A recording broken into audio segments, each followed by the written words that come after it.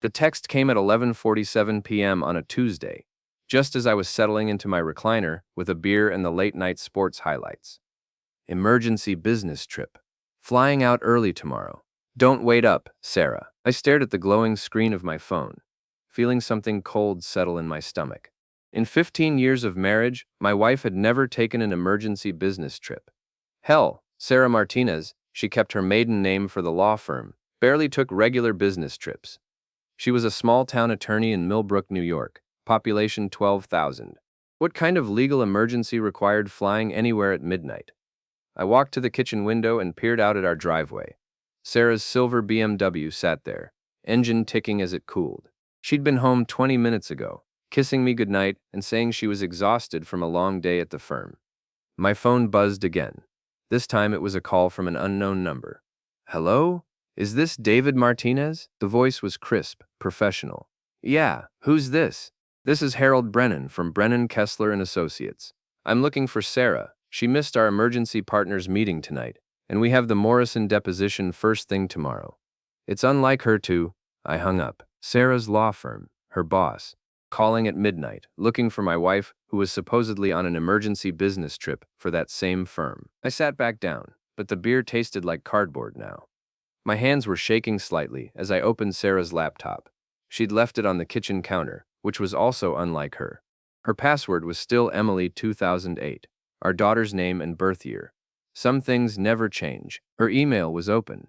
No flight confirmations, no hotel bookings, no frantic messages about emergency depositions or client crises, but there was something else. A text thread she'd apparently synced to her laptop, probably by accident. Messages with someone named B that made my blood run cold. Can't wait to see you tonight. Room 247. David's watching TV. Perfect timing.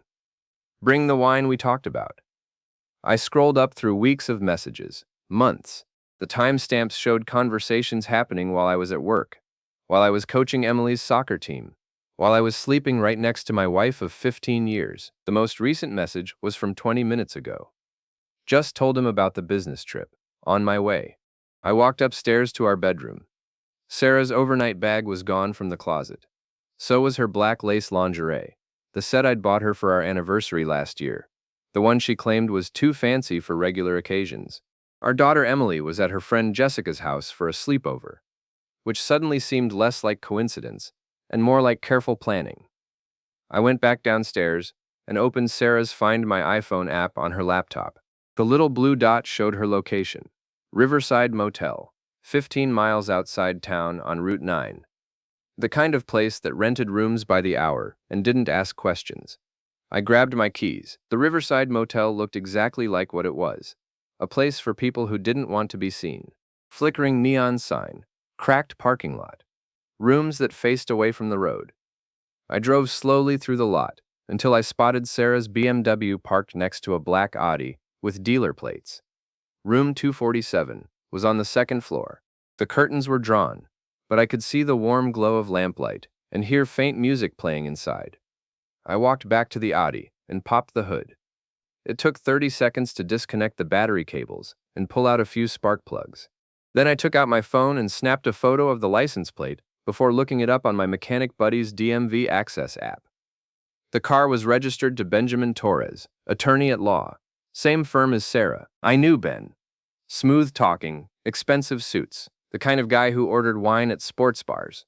Sarah had mentioned him plenty of times, her brilliant colleague, her mentor on complex cases. She'd been working late with him for months. I pulled out a piece of paper from my truck's glove compartment and wrote a note. Have a fun night, Sarah. Hope it's worth it. Your loving husband. I slipped it under the BMW's windshield wiper and drove home, but as I pulled into my driveway, my phone chimed with a new email. The sender was anonymous, the subject line blank. Inside was a single photo. Me, standing next to Ben's Audi in the motel parking lot, taken from somewhere above. Someone had been watching me watch them. I stared at the photo for a long time, sitting in my dark truck in my own driveway. Then I started laughing. Not because anything was funny, but because I finally understood the rules of the game I'd been playing without knowing it. If someone wanted to watch me, they were going to see a hell of a show. Sarah came home the next morning with coffee and bagels, acting like nothing had happened. She spun some story about a client emergency in Albany, how she'd had to drive up in the middle of the night to prevent a lawsuit. She was good, I'll give her that. The details were plausible, her delivery was smooth, and she even had a hotel receipt from the right city. Of course, I knew she'd never been to Albany. Her phone's location history, which she'd forgotten to turn off, showed she'd spent the entire night at the Riverside Motel. How was the emergency? I asked over breakfast, keeping my voice casual. Exhausting. Thank God we got it resolved. She was scrolling through her phone, not making eye contact. Ben really saved the day. He drove up separately to help with the client interviews. Ben Torres? You remember him. Nice guy. Very dedicated to his work. I nodded and sipped my coffee. Sounds like you two make a good team. We do. We really do. That afternoon was Emily's school play, some modern adaptation of Romeo and Juliet set in a high school. Sarah and I sat in the auditorium with the other parents, watching our 15-year-old daughter deliver her lines with surprising confidence. For a moment, I almost forgot about the motel, the lies, the anonymous photo. Then Ben Torres walked in. He spotted Sarah immediately and waved, making his way over to our row. He was exactly what I'd expected. Tall, well-dressed, the kind of smile that probably worked on juries and cheating wives alike. Sarah, I didn't know Emily was in the play. He settled into the seat next to her, completely ignoring me. Ben, this is my husband David. David, this is Ben Torres from the firm. Ben extended his hand with practiced charm. Great to finally meet you, David. Sarah talks about you all the time. I shook his hand, noting the soft palms and manicured nails. Funny, she never mentions you. His smile faltered for just a second. Well, work talk can be boring. Not last night, apparently. Sarah said you really saved the day in Albany. Oh, that. Yes. Well, teamwork makes all the difference. He turned back to Sarah, effectively cutting me out of the conversation. The Morrison deposition went well this morning, by the way. Mr. Brennan was pleased. I felt something cold settle in my chest. The Morrison deposition. The same one Harold Brennan had mentioned when he called looking for Sarah last night. The one she'd supposedly missed for her emergency trip to Albany. Sarah's face went pale for just a moment before she recovered. That's wonderful news. As the play continued, I watched them more than I watched Emily. The way Ben leaned close to whisper comments about the performance. The way Sarah laughed at his jokes, touching his arm lightly. The way they both seemed to forget I was sitting right there. During intermission, I excused myself to use the restroom. Instead, I walked outside and called Ben's office from my cell phone. Torres and Associates. This is Linda. Hi, Linda. This is Mike from Downtown Auto. Ben Torres brought his car in yesterday, and I'm calling to confirm he can pick it up tomorrow morning. Oh, I'm sorry, but Mr. Torres has been in depositions all day today. He hasn't left the office. Are you sure you have the right? I hung up. So Ben had been in depositions all day, which meant he definitely hadn't been in Albany last night. And if he hadn't been in Albany, then Sarah's story was complete bullshit. I walked back into the auditorium just as the second act was starting. Sarah and Ben were sharing a program, their heads close together. Sarah was wearing the perfume she usually saved for special occasions. After the play, we all gathered in the lobby to congratulate the kids. Emily was glowing with pride, still in her costume, surrounded by friends and family. It should have been a perfect moment. Dad, did you see when I forgot my line in Act 2? Emily bounced over to us, her face flushed with excitement. You covered it perfectly, sweetheart. I'm proud of you. Mom, you were recording, right? Sarah held up her phone. Got the whole thing. Ben appeared at Sarah's shoulder. Emily, you were fantastic. A natural performer. Emily beamed. Thanks, Mr. Torres. Are you coming to the cast party? Oh, I wouldn't want to intrude on family time. Actually, Sarah said quickly, Ben has some work documents for me to review tonight. We might need to work late again. I looked at my wife, standing there in the school lobby, surrounded by other families, casually planning her next rendezvous with her lover. The audacity of it was almost impressive. Another emergency? I asked. You know how it is. Client needs come first. Emily looked disappointed. But Mom, you missed the cast party for my last play too. This is important, honey. You understand. I watched my daughter's face fall, and something inside me shifted. It was one thing for Sarah to lie to me, to cheat on me, to treat our marriage like a joke, but watching her disappoint Emily for the sake of sneaking around with Ben Torres crossed a line I didn't even know I had. Actually, I said, putting my arm around Emily. Why don't you go to your cast party, Sarah? I'm sure Ben can handle reviewing documents by himself. He seems very capable. Ben's face went red. Well, I think we really do need. I insist, I said, my voice carrying just enough edge to make it clear this wasn't a suggestion.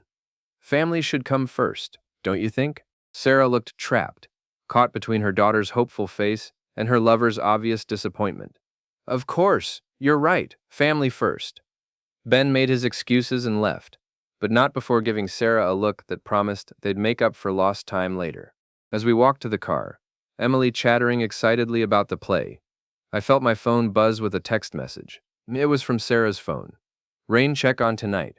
Husband being difficult. Tomorrow for sure. She'd sent it walking right next to me, probably thinking she was texting Ben, but she'd accidentally sent it to me instead. I looked at my wife, walking beside me in the parking lot, her arm linked through our daughters, playing the role of devoted mother, while simultaneously planning her next betrayal. That's when I realized Sarah wasn't just cheating on me. She was stupid about it. And stupid people make mistakes. I was going to help her make a lot more of them. The next morning, I called in sick to work and drove to Ricky's boxing gym on the south side of town. Ricky Kowalski had been my best friend since high school, back when we were both stupid enough to think we could make money with our fists. Now he ran a gym that smelled like sweat and dreams deferred, training kids who still believed in the American dream and middle-aged guys like me who just needed somewhere to hit things. I found Ricky in his office, a cramped room behind the main gym that doubled as a storage closet. He looked up from his paperwork when I walked in, took one look at my face, and reached into his desk drawer for a bottle of whiskey. That bad, huh? Sarah's cheating on me. Ricky poured 2 shots and slid one across the desk. You sure? Caught her at a motel with some lawyer from her firm, guy named Ben Torres. The pretty boy with the Audi? Yeah, I know him. Comes in here sometimes, pretends he's tough. Ricky knocked back his whiskey. What are you gonna do? I don't know yet. You want my advice? Divorce her ass. Take half her money and find yourself a woman who appreciates what she's got. I stared at the whiskey without drinking it. It's not that simple. There's Emily to think about.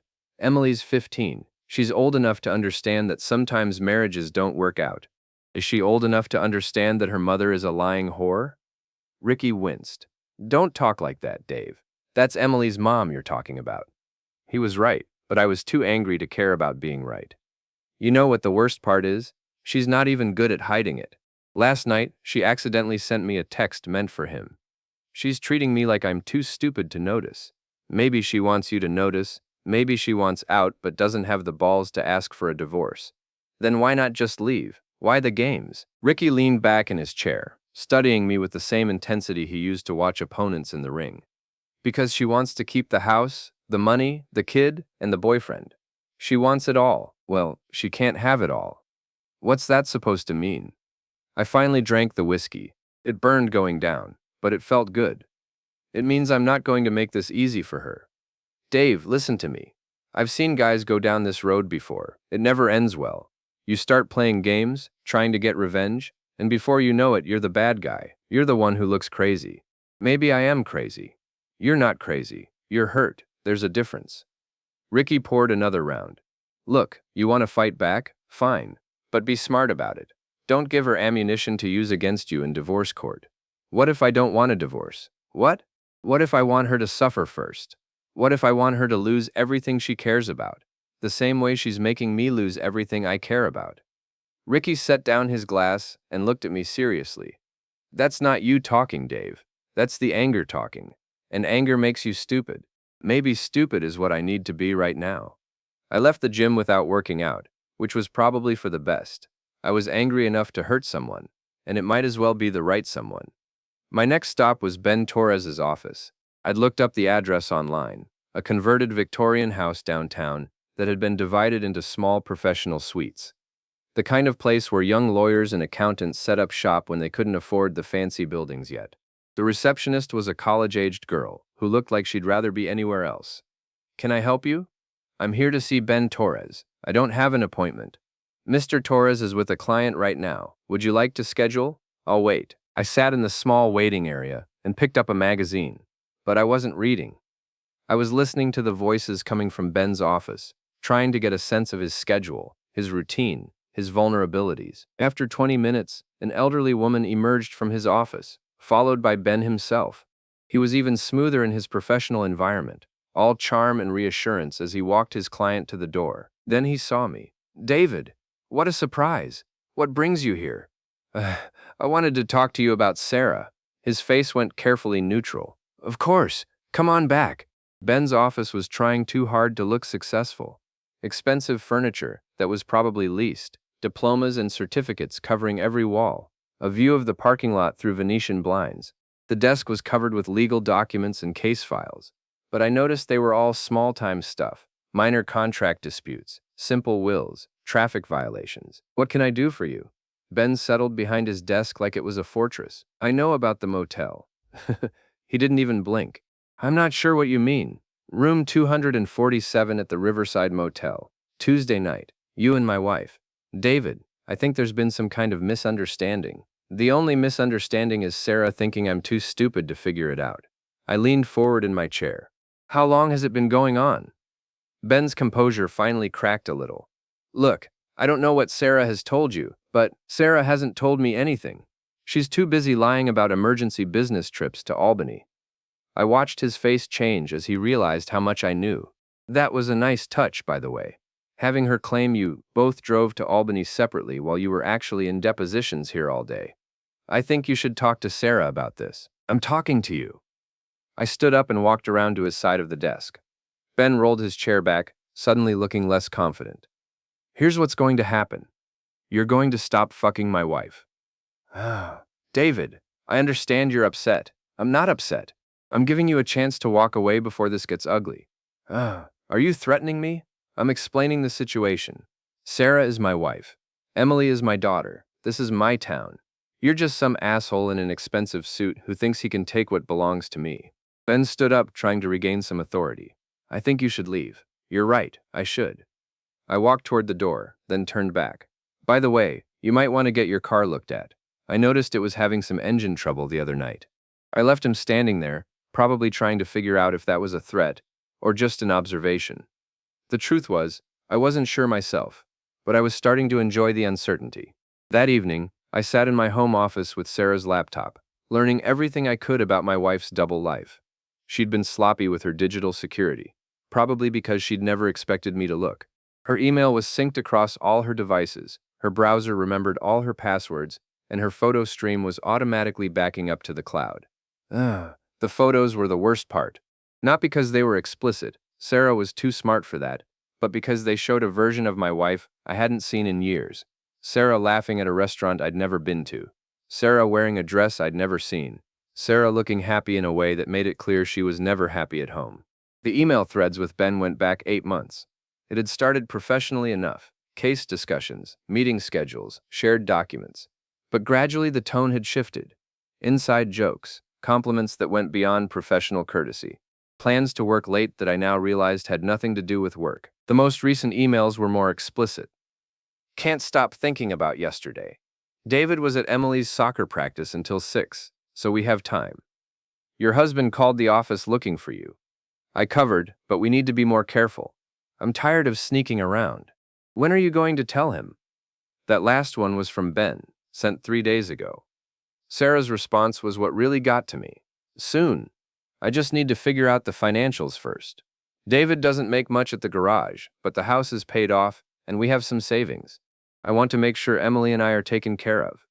So she was planning to divorce me, but only after she'd figured out how to maximize her take.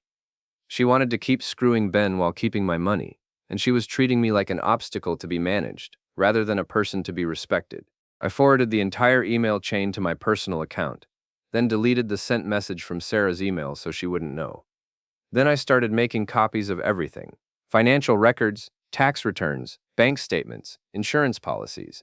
If Sarah wanted to play games with money, I was going to make sure I had all the cards. But first, I had a more immediate problem to solve. I opened a new browser window and navigated to the website for Sarah's law firm. Harold Brennan's contact information was prominently displayed. He was the senior partner, the guy whose name was first on the letterhead. The guy who'd called looking for Sarah the night she was supposedly on an emergency business trip for his firm. I created a new email account using a fake name and composed a message. Mr. Brennan, I thought you should know that two of your employees are having an affair and using company time and resources for personal activities. Sarah Martinez and Benjamin Torres have been meeting during work hours and lying to clients and colleagues about their whereabouts. I have documentation if you're interested. A concerned client. I attached screenshots of the most damaging email exchanges, the ones that clearly showed Ben and Sarah coordinating their lies about the Albany trip and discussing their affair during work hours. Then I hit send. 20 minutes later, my phone rang. It was Sarah. David, something terrible has happened at work. What's wrong? Someone sent Harold anonymous accusations about me and Ben. Completely false, of course, but Harold is taking them seriously. He's talking about conducting an investigation. I made appropriate concerned husband noises. That's awful. Who would do something like that? I don't know, but it has to be someone with access to our internal communications, maybe a disgruntled client or a competitor trying to damage the firm's reputation. What kind of accusations? Sarah hesitated. They're claiming Ben and I are involved. Romantically. It's completely ridiculous, of course.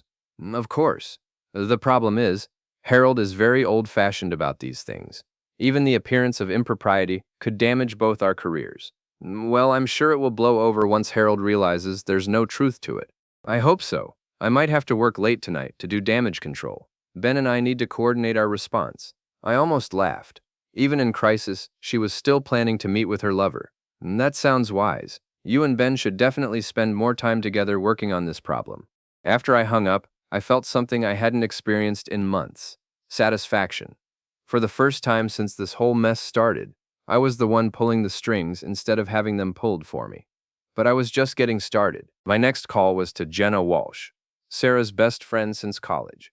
Jenna was married to a successful contractor and lived in the fancy part of town, the kind of woman who organized charity fundraisers and knew everyone's business. She was also the kind of friend who would absolutely know about Sarah's affair and probably helped cover for it. David, this is a surprise. Is everything okay? Hi, Jenna. I was hoping you could help me with something. I'm planning a surprise for Sarah, maybe a weekend getaway, but I want to make sure I don't conflict with any of her work commitments. Oh, how sweet. Sarah is so lucky to have you. Has she mentioned any big cases coming up? Late nights at the office? There was a pause. Well, she has been working very hard lately. All those depositions and client meetings. She's been staying late almost every night this week. With Ben Torres? Another pause. Longer this time. I think so. They're working on some complex litigation together. It's nice that she has such a dedicated colleague to help her. Yes, Ben is very helpful. I could hear the discomfort in Jenna's voice. She knew exactly what was going on, and she was helping Sarah lie to me. Well, I should let you go. Thanks for the information. David, maybe you should talk to Sarah directly about her schedule. I'm sure she'd appreciate the surprise. Oh, I'm definitely going to surprise her. After I hung up, I sat in my office, thinking about the network of lies that had been built around me. Sarah and Ben were the main players, but Jenna was clearly a supporting cast member. How many other people knew? How many of our friends and neighbors had been watching me play the fool? My phone buzzed with a text from Sarah. Working very late tonight. Don't wait up. I checked her location on Find My iPhone. She was already at the Riverside Motel. This time, I didn't drive out there to spy on them. I had better things to do. I spent the evening setting up fake social media accounts, researching Ben's background, and learning everything I could about his business, his clients, and his vulnerabilities. I also did some research on adultery laws in New York State, divorce procedures, and asset protection strategies. If Sarah wanted a war, I was going to give her one. But I was going to fight it on my terms, with my weapons, according to my rules. And I was going to win. 3 days later, everything came to a head at Mike and Linda Kowalski's barbecue. It was supposed to be a casual neighborhood gathering, the kind of event Sarah and I had attended dozens of times over the years. But this time felt different. This time, I knew that half the people there were probably aware of my wife's affair. Sarah had tried to get out of going, claiming she had work to catch up on, but I'd insisted. Come on, we never see our friends anymore. It'll be fun. What I didn't mention was that I'd spent the morning making sure Ben Torres would be there too. I'd called Ben's office, pretending to be Mike Kowalski, and invited him to the barbecue. Sarah mentioned you're new in town, I'd said in Mike's gruff contractor voice. Come by around 4. It's casual. Ben had seemed surprised, but pleased to be included. That's very kind. Should I bring anything? Just yourself, and maybe don't mention to Sarah that I called. I want it to be a surprise. Now I was standing in Mike's backyard, watching Sarah's face go pale as Ben walked through the back gate, carrying a bottle of wine and wearing his most charming smile. Ben! Sarah's voice was an octave higher than normal. What are you doing here? Mike invited me. I hope that's okay. Sarah looked around frantically, probably trying to figure out how to manage this situation without looking suspicious. Of course, it's just unexpected. I walked over and clapped Ben on the shoulder. Great to see you again, Ben. Sarah's told everyone so much about you. That was a lie, but it had the desired effect. Several of our neighbors looked over with interest, and I could see Sarah calculating how to introduce her lover to our social circle without raising suspicions. Ben is a colleague from the firm, she said carefully. He's been helping me with some complex cases. Very complex, I agreed. They work very closely together, very intimately familiar with each other's methods. Ben shot me a sharp look, but he couldn't say anything without making the situation worse. The afternoon proceeded with excruciating awkwardness. Sarah and Ben tried to maintain professional distance, while I made sure to include Ben in every conversation, asking detailed questions about his work, his background, his relationship with Sarah. So Ben, are you married? Asked Linda Kowalski, Mike's wife. Divorced, Ben said uncomfortably. Recently? About 2 years ago. That's tough, I said sympathetically.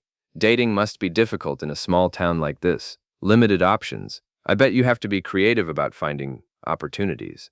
Sarah kicked me under the picnic table, but I just smiled and took another sip of my beer.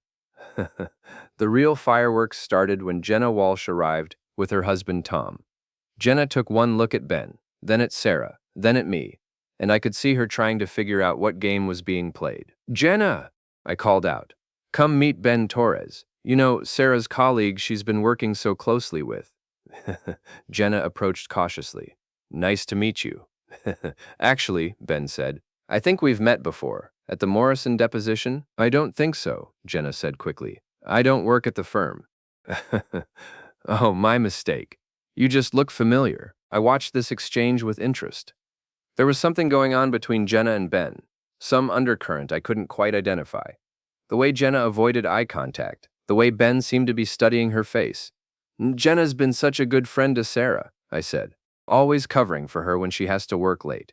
Very understanding about the demands of Sarah's job.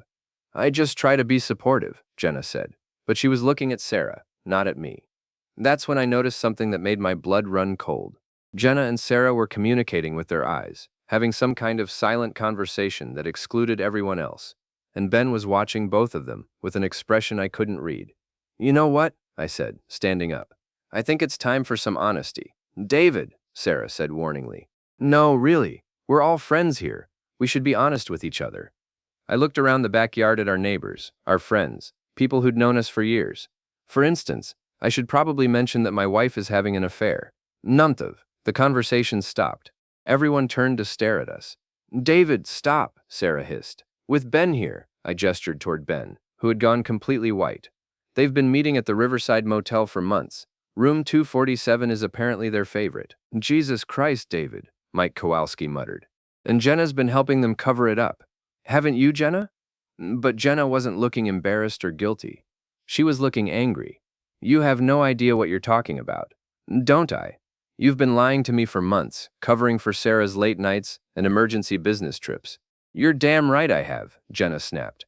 Because Sarah deserves better than a jealous, paranoid husband who doesn't appreciate what he has.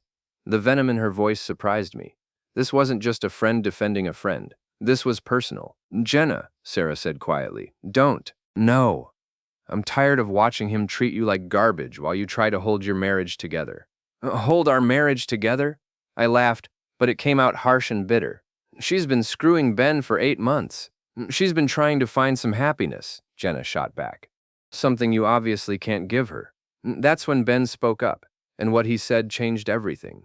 Actually, he said quietly, I think there's been a misunderstanding. Everyone turned to look at him. Sarah and we're not having an affair. The silence stretched out for what felt like forever. What? I said. Ben looked at Sarah, then at Jenna, then back at me. We've been working together, yes, and we've become friends, but we're not romantically involved. That's bullshit. I have emails, photos. I followed you to the motel.